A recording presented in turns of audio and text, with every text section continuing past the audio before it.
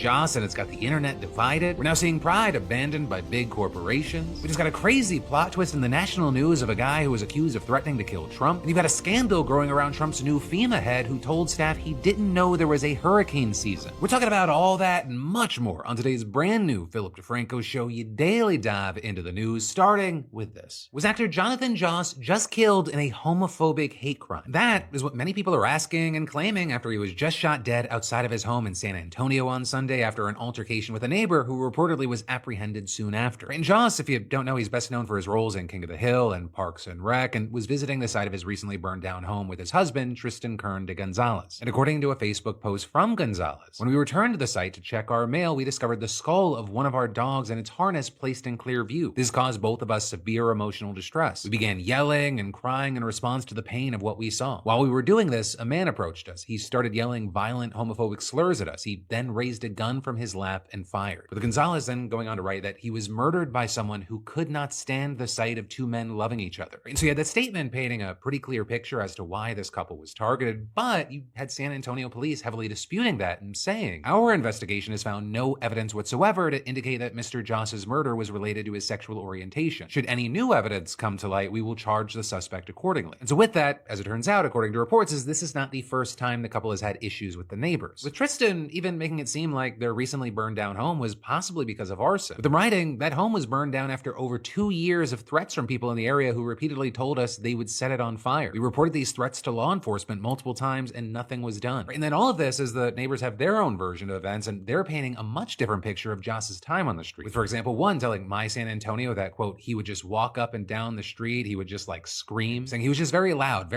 but we knew how he was so we wouldn't disturb him. Even if he looked at us, talked mess to us, we just ignored him because we knew that's how he was. You also had neighbors telling local outlet KENS5 that Joss and the man who shot him had a long-standing feud and often faced off with weapons, saying sometimes Joss was even armed with a crossbow. Also, others reportedly called the police for mental welfare checks on Joss over 40 times since January of 2024. And to be clear, essentially all of this was in 2024 since he really wasn't around after the home burned down in January. You also had some feeling like the shooting was just bound to happen because of Joss's alleged mental health issues, with one then telling the local paper that I'm so sad it had to come to this, saying we all knew it was going to end up like this because of his antics. It's sad because this could have been prevented if he had gotten the help he needed. You also had another claiming that the shooting was because a neighbor was, quote, fed up with Joss. But then with all of that, as far as how people are reacting online, you have people really not only talking about what a great person Joss was to be around, but also taking Tristan's claim that this was caused by homophobia at face value. Some have even claimed that this ties into a broader trend across the US that we're seeing the country shift to the right over the years. Although there, it should also be pointed out that the belief that you should kill someone for being gay, that's extremely fringe even among the right. We've then also seen the situation fueling anger and frustration at some media outlets for how they tackled the issue. Right? For example, you had the New York Post initially saying that the shooting was because of an argument between Joss and his neighbor, which led to takes like a big fuck you to the New York Post for reducing this murder to an argument with a neighbor, saying Jonathan Joss was the victim of a hate crime and died protecting his husband. Queer people shouldn't be killed for who they love / who they are. We deserve the right to exist. Also, as far as the Post, they've since released new articles that explicitly mention that Tristan claims it was a hate crime and the police deny that. You know, generally the most common response to all this has just been sympathy and sadness at just how pointless the killing was, regardless of the reason. With, for example, Nick Offerman, who had roles alongside Joss, writing in a statement, the cast has been texting together about it all day and we're just heartbroken. Jonathan was such a sweet guy and we loved having him as our chief Ken Hotate. Terrible tragedy. And with that, I think it's important to remember at the very least, whether it was because Joss was gay or having a particularly hard mental day after seeing his burned down home and dead dog,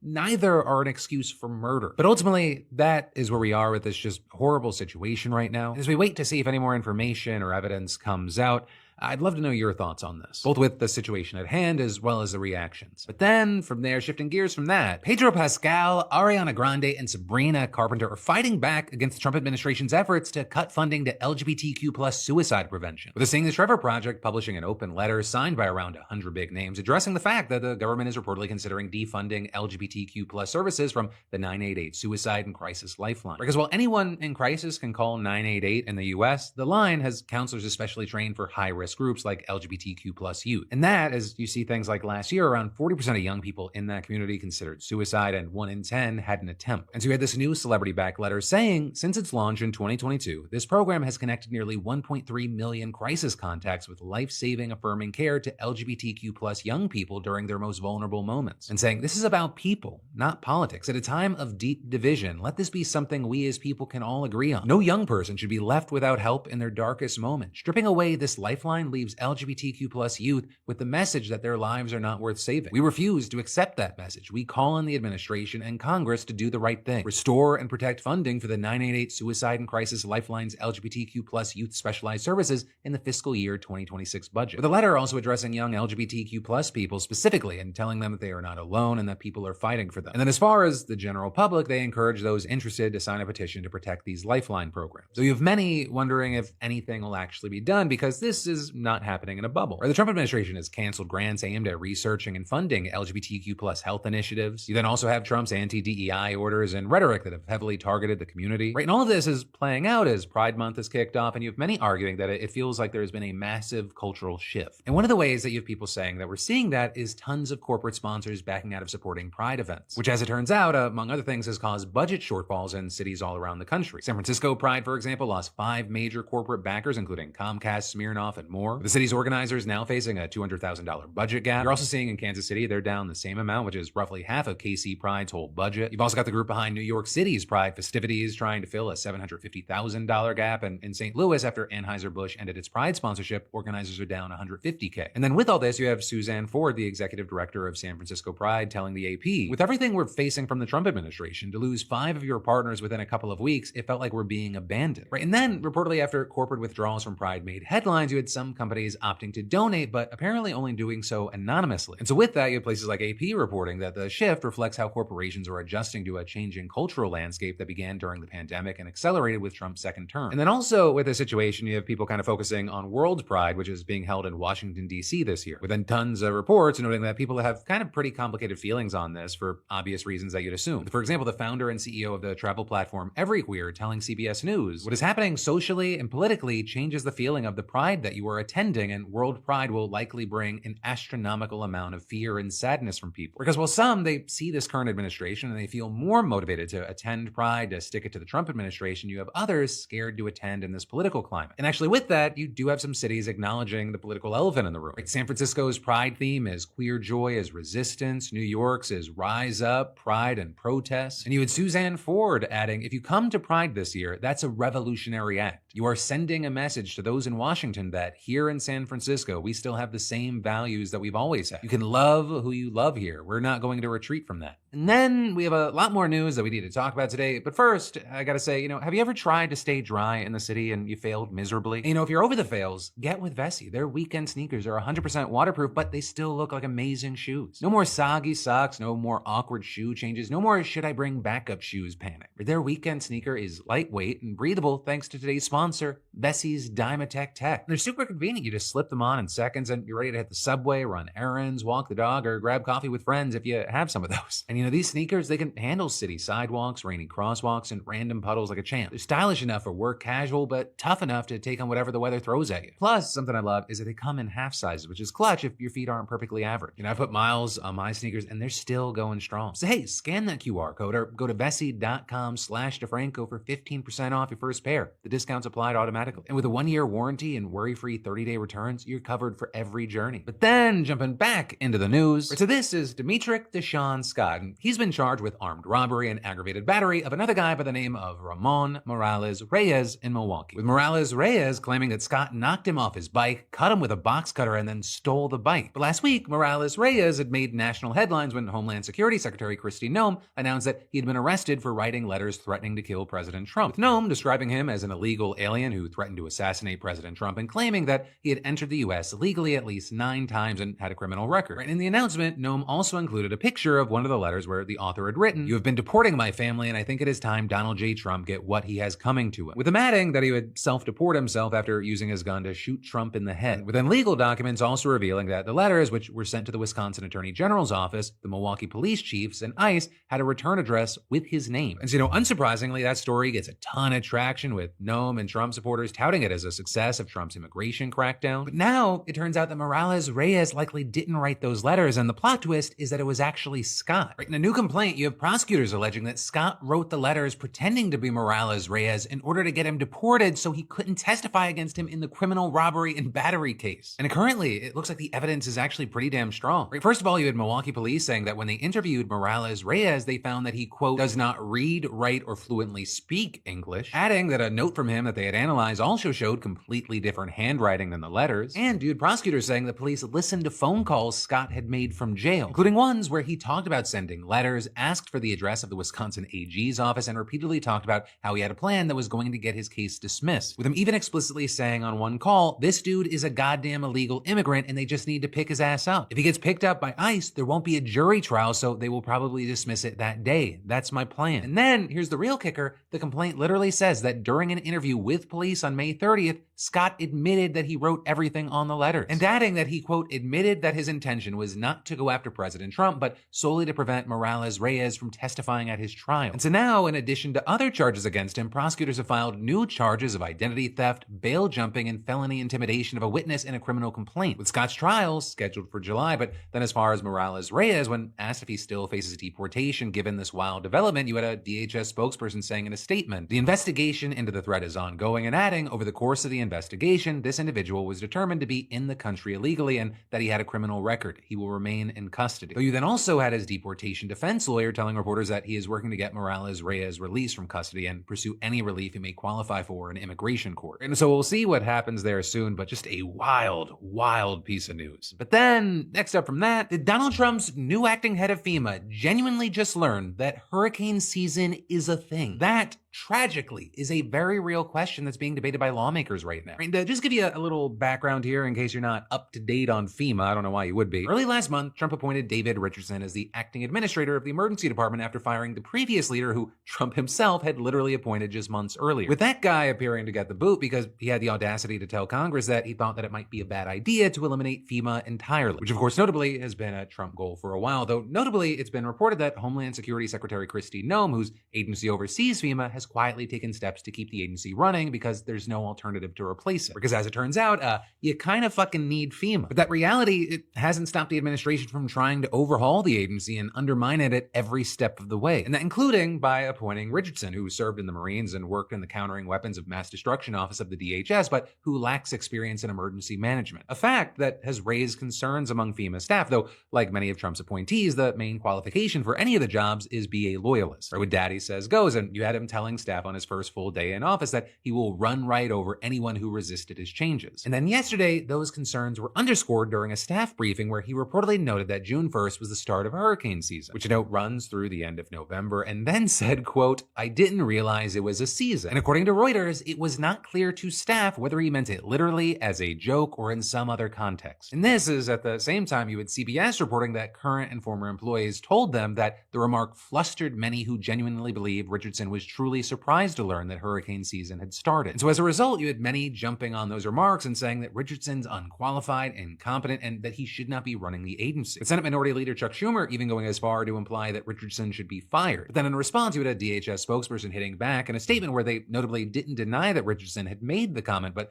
claimed that he just wasn't being serious, saying despite mean-spirited attempts to falsely frame a joke as policy, there is no uncertainty about what FEMA will be doing this hurricane season. FEMA is laser focused on disaster response and protecting the American people. Now, of course, there you have some skeptical of the administration's narrative there, but also regardless, you had many arguing that even if it was a joke, it was in very poor taste at the least. Either one, because it's a time of year where natural disasters are going to kill dozens of Americans and destroy massive pieces of the country, and or two, because there are also very serious concerns about what the Trump administration is going to be doing to handle the upcoming season. Right? And that, because in addition to trying to get rid of FEMA entirely and installing an inexperienced loyalist, the administration has also taken a number of other steps that could undermine the agency's ability to respond to a crisis. Right? Hurricane season is FEMA's most challenging period because the country is at its most vulnerable to massive disasters that state and local managers aren't equipped to deal with. And this season that we're currently staring at, it could be especially bad, with government officials saying there is a 60% chance of above normal activity this year and 3 to 5 major hurricanes expected. But instead of beefing up staff and resources, you have the Trump administration responding by gutting the agency as part of the sweeping government cuts and funding freezes led by Elon Musk and Doge. I mean, according to reports, hundreds of workers have been fired in the Doge sweeps, but also even more have resigned amid pressure from Musk to take buyouts and concerns that Trump would eliminate the agency anyway. And so all in all, it's been reported that FEMA has lost nearly a quarter of its full-time staff, including 20% of the coordinating officers who manage responses to large-scale disasters. And that is, you have some reports saying that the staffing reductions are actually closer to a third of the entire workforce. And so as a result, you have staffers saying that FEMA leadership is stuck between balancing Trump's demands to dramatically gut and change the agency while then also still trying to prepare for emergencies because there isn't any alternative right now. With even Richardson himself reportedly saying that FEMA has struggled to put together a hurricane disaster response plan amid uncertainty over Trump's intentions for the agency. And with that, you had the Wall Street Journal reporting that during the staff briefing yesterday, Richardson also said that agency leaders are scrapping a new hurricane response plan, and that despite the fact that previously he allegedly said that they were close to completing a plan, even saying that it would be done before the end of May. But instead, Richardson said that the agency will just use the response plan from last year, which was designed by the Biden administration. Though that, as you had sources saying that many are confused about how that would work with a dramatically reduced workforce, and given the fact that the Trump administration has literally gotten rid of some of the key programs in that plan. But then on the other side of this, you had DHS hitting back at the report on X, calling it fake news and adding, FEMA did not, quote, scrap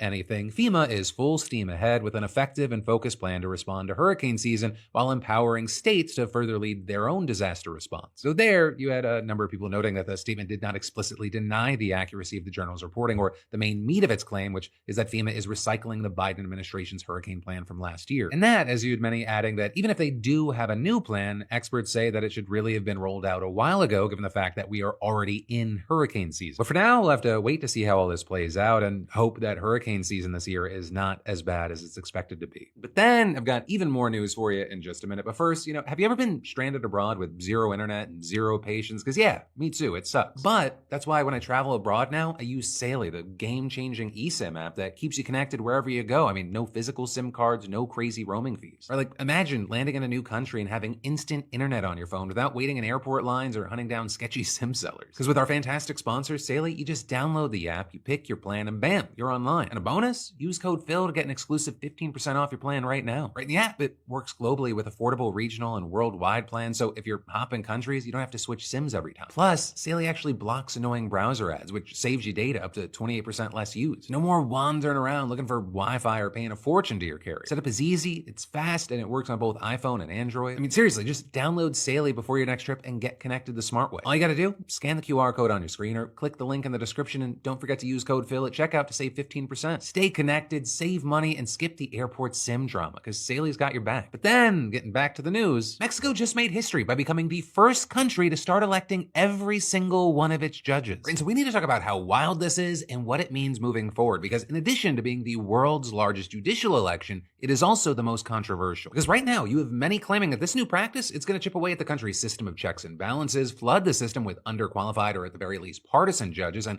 ultimately empower the ruling party. A party that notably already dominates the Mexican government, holding both the presidency and a majority in Congress. And, when you note it, they both just so happen to play a massive role in screening and nominating the candidates in the election, which is part of the reason so many have called this process rushed and superficial. But what they cannot call it is ineffective, because it now appears that the ruling party has total control over the country's Supreme Court. With 86% of the vote counted, every single judge on this new 9-member Supreme Court had been on lists of recommended candidates that were distributed to voters by the ruling party. And then, in addition to that, we're still waiting on results from more than 2,600 other federal and state magistrates. And unsurprisingly, it looks like the ruling party is going to have a very strong showing there as well. And so you have the party's opponents claiming that it's just the latest in a series of events that spell trouble for democracy in Mexico. Some of those other things, including the shuttering of several watchdog agencies last fall. And then as far as the judicial election specifically, you have critics saying that judges will be more afraid to issue unpopular rulings because they want to get reelected. Plus, you have many saying they could become beholden to politicians and local power brokers like drug traffickers. I mean, we've seen one former Supreme Court justice even saying in an interview, this signifies the end of the independence of the judicial branch. Then an expert on judicial independence and a director of a Mexican NGO adding, it did not seem to me to be a democratic exercise. It was a clear attempt to manipulate the vote. But then her and other volunteers also claiming that they had detected several irregularities during the election. Things including voters carrying displaying printed sheets indicating which candidates to select, multiple people entering voting booths at once, and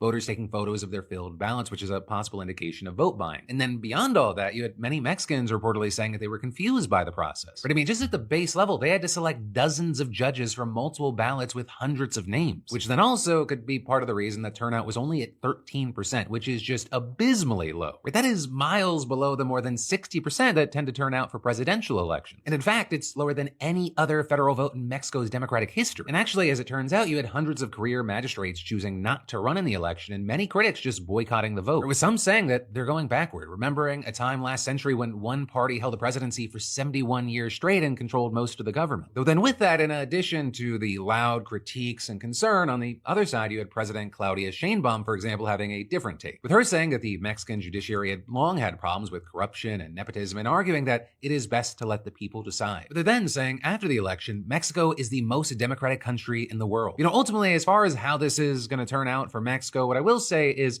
one, it has been widely understood that there is a lot of corruption in Mexico's judiciary, right? So something, it needed to change. But it is then also separately hard to see this as kind of a judicial takeover by the ruling party. Something that very well, as it plays out, could be seen as a removal of a layer of checks and balances. But hey, time will tell. But then, next up today, the global economy may actually be more cooked than we first thought. Right, that is the headline from the Organization for Economic Cooperation and Development, or OECD, which just announced its growth forecast for the world. And their chief economists got up on the stage and did not sugarcoat a thing. It doesn't matter if you are a G20 economy, a non-G20 economy, if you are big or if you are a small economy, if you are open or relatively more closed, we downgraded almost everybody. Right, so whereas the global economy grew by 3.4% in 2023 and 3.3% last year, it's now expected to slow to just 2.9% this year and the next. With, as it turns out, much of the slowdown being concentrated in China, Mexico, Canada, and especially the United States. Which I will say must have come as a surprise to Donald Trump, because at 1 o'clock this morning, just hours before the OECD report, he posted, "Because of tariffs, our economy is booming." And I guess just never mind that the US economy shrank by 0.2% year over year last quarter. Now, assuming that the tariff rates remain the same,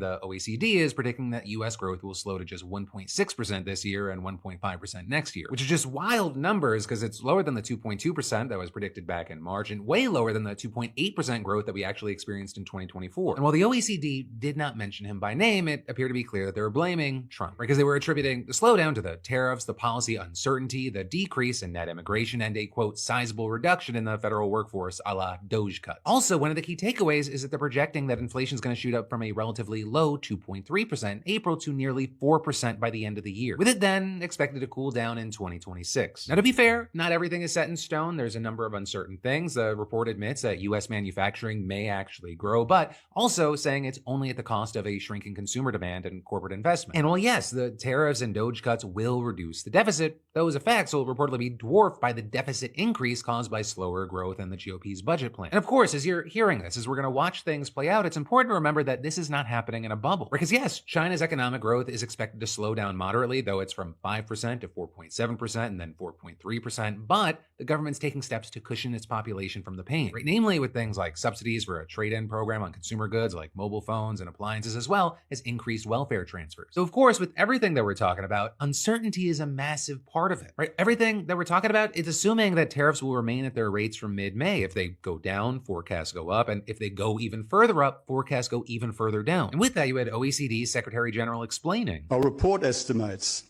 that in a scenario in which US bilateral tariffs are raised by an additional 10 percentage points on all countries as compared with the rates in force as of mid-May, global GDP would be about 0.3% lower after 2 years. But that, my friends, is the end of your Tuesday evening, Wednesday morning dive into the news. Thank you for watching. I love yo faces. Stay safe out there, and I'll see you right back here tomorrow.